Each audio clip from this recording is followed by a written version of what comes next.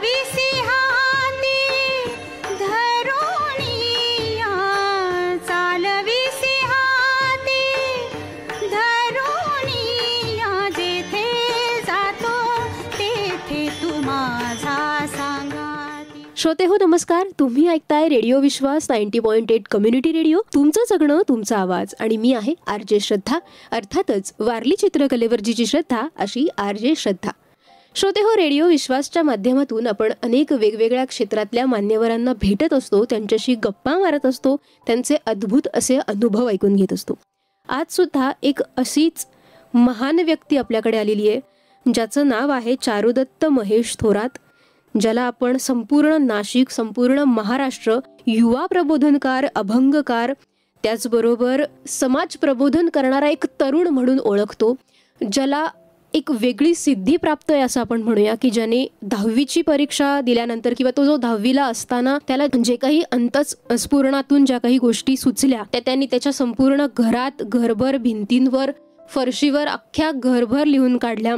त्याच्यामध्ये अभंग असतील, ओव्या असतील, वेगवेगळ्या प्रकारचे धर्मग्रंथ असतील, जे काही धार्मिक किंवा आध्यात्मिक त्याला स्फूर्ती त्याला आतून मिळाली ते सगळं त्याने आपल्या घरातल्या भिंतींवर उतरवून काढलं आणि तो प्रसिद्ध झाला. एक टीनेजर जो असताना सुद्धा त्यांनी ह्या सगळ्या गोष्टी इतक्या लीलया लिहून काढल्या, सहज आत्मज्ञान झाल्याप्रमाणे त्यांनी हे सगळं उतरवून काढलं आणि आपल्या नाशिकचं भूषण म्हणून ज्याला आपण आता सध्या ओळखतो असा चारुदत्त आज आपल्या स्टुडिओत उपस्थित आहे, ज्यांनी आजवर 500पेक्षा जास्त पुस्तकं लिहिली आहेत, 700हून अधिक चक्रांविषयीची माहिती अनेक ग्रंथांच्या स्वरूपातून मांडलेली आहे आणि त्याला युवा पिढीला योग्य मार्गावर आणण्यासाठी तो धडपडतो आहे. व्यसनातून मुक्त करण्यासाठी त्याचं प्रकर्षाने काम चालू असतं. तर इतकं मोठं काम हातात घेतलेलं आहेस आणि चारुदत्त सगळ्यात आधी तुझं खूप स्वागत आज रेडिओ विश्वासच्या स्टुडिओमध्ये. धन्यवाद. तर आज आपला विषय आहे, आज म्हणजे ज्या विषयावर तू खास करून गप्पा मारण्यासाठी आलाय तो म्हणजे आध्यात्मिकतेतून व्यसनमुक्तीकडे. या विषयावर तू आज आपल्या श्रोत्यांशी गप्पा मारणार आहे आणि आपल्या युवा मित्रांना सल्ला देणार आहे, संदेश देणार आहेस. तर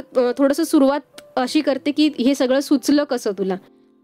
नाही, लहानपणापासून मला एकतर संत परंपरेची जास्त ओढ होती आणि संत परंपरेची ओढ ही आम्हाला आमच्या घराण्यातून मिळाली किंवा ती का पूर्वजन्मापासून मिळाली. म्हणजे एकंदरीत धार्मिक परंपरा ही कुठेतरी महाराष्ट्राला मिळालेली आहे किंवा धार्मिक परंपरा ही महाराष्ट्राला लाभलेली आहे, संतांची परंपरा ही महाराष्ट्राला लाभलेली आहे. कुठेतरी संतांच्या परंपरेमधून एक स्फूर्ती आली, माता पित्यांची जी पुण्याई होती ती कुठेतरी मला मिळाली आणि त्यामुळे मला असं जाणवलं की आपण कुठेतरी संतांच्या माध्यमातून आपण जीवन जगायला पाहिजे किंवा संतांच्या जीवनाशी एकनिष्ठ होऊन आपण जीवन जगलं पाहिजे. आज आपण समाजात पाहतो की अनेक तरुण हे वेगळ्या मार्गाने जीवन जगतात, एक भौतिक मार्गाने जीवन जगतात, परंतु आज कुठेतरी एक स्वामी विवेकानंदांसारखा एक युवक पुढे येऊन कुठेतरी त्यांनी आध्यात्मिक जीवन जगून जर लोकांना कुठेतरी मार्गदर्शन केलं तर कुठेतरी आध्यात्मिक जीवन जगून सुद्धा लोकांना एक खऱ्या अर्थाने प्रेरणा मिळू शकते. त्यामुळे आपण संतांची परंपरा जी आहे ती धारण करण्याचा प्रयत्न करतोय आणि संतांच्या परंपरेतून लोकांना मार्गदर्शन करण्याचा प्रयत्न करतोय की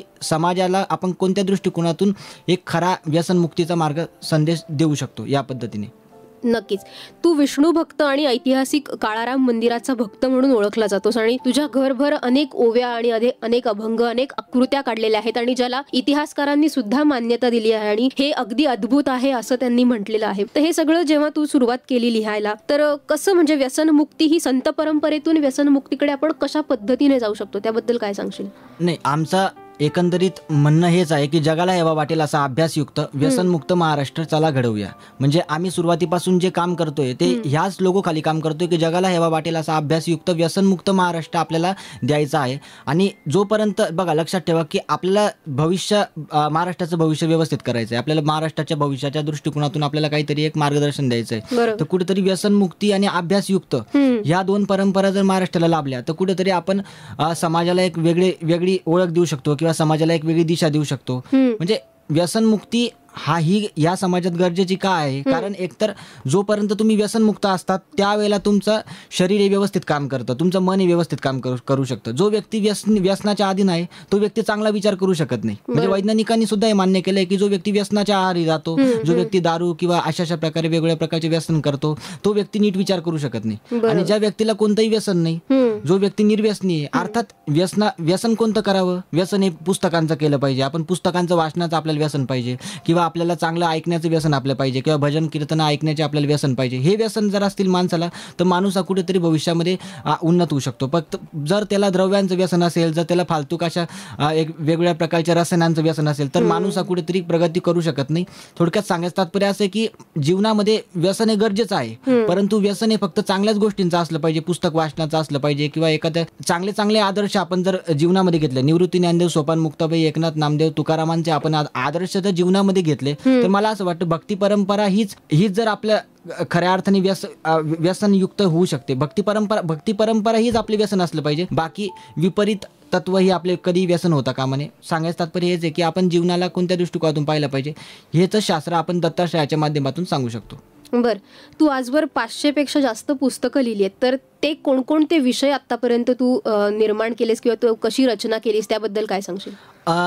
खरं तर आपण जे पुस्तकं लिहितो किंवा आपण जे ग्रंथ लिहितो, तर हे सगळे ग्रंथ आपल्याला आंतरस्फूर्तीतून येतात.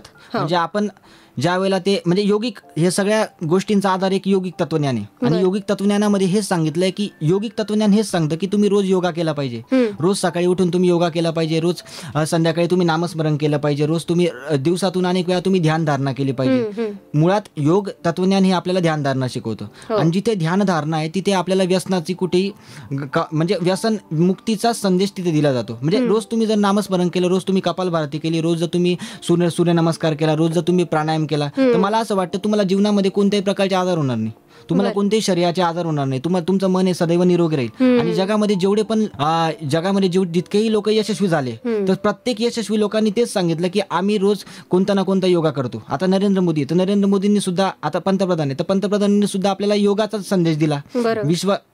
हा देश हा योगिक देश म्हणून ओळखला जातो. भारत देश जो आहे हा ना धनाने